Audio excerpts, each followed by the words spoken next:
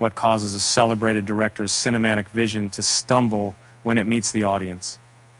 Ridley Scott's experience with 1492, Conquest of Paradise, offers a compelling glimpse into the complexities of storytelling and cultural reception.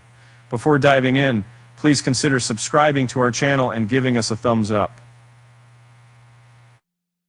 Imagine a lavish production set to commemorate the 500th anniversary of Christopher Columbus's historic journey to the New World. It was 1992, and the film 1492, Conquest of Paradise, was supposed to be a masterpiece. Featuring Gerald Depardieu as the infamous explorer, Scott's ambitious project aimed to intertwine history with cinematic grandeur. Yet, despite the vibrancy of its narrative and meticulous craftsmanship, the film tanked at the box office. Scott, reflecting on this disappointment, raised an eyebrow at American audiences' struggle with European accents. It's a curious observation, especially from a British director, about a film centered on an Italian figure.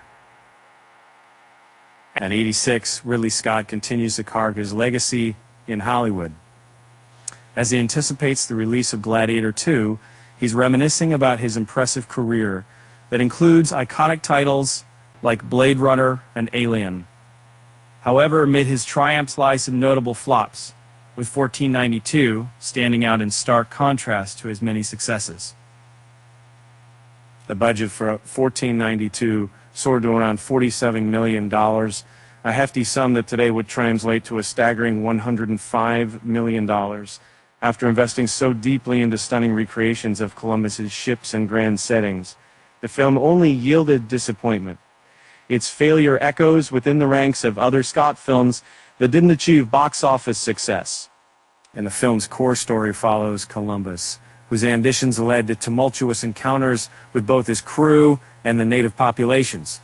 Audiences witnessed the unraveling of Columbus's promises, a historical narrative morphed through creative liberties that critics quickly pounced upon. Although the film aimed for epic storytelling, it ultimately faltered under the weight of its inaccuracies. Although Scott suggested that American viewers' unfamiliarity with European accents contributed to the film's lack of resonance, critics pointed to deeper issues. A similar film, Christopher Columbus: The Discovery, released just 2 months earlier, diluted 1492's impact. Audiences were not seeking Columbus narratives in bulk, leading both projects to blend into a forgettable cinematic haze. Scott's remarks about American audiences not grasping accents might seem slightly dismissive. He articulated this frustration in interviews, reminiscing about the need for cultural nuance. After all, film is a confluence of storytelling and audience interpretation, where accents can serve both as bridges and barriers. In the end, 1492, Conquest of Paradise did somewhat better overseas, raking in about $57 million. While that's commendable, it hardly reached the heights expected from a Ridley Scott to epic. His legacy remains strong, but this film still serves as a peculiar chapter where intention clashed with reception. To wrap things up, here's a little joke. Why don't pirates take a bath before they walk the plank? Because they'll just wash up on shore.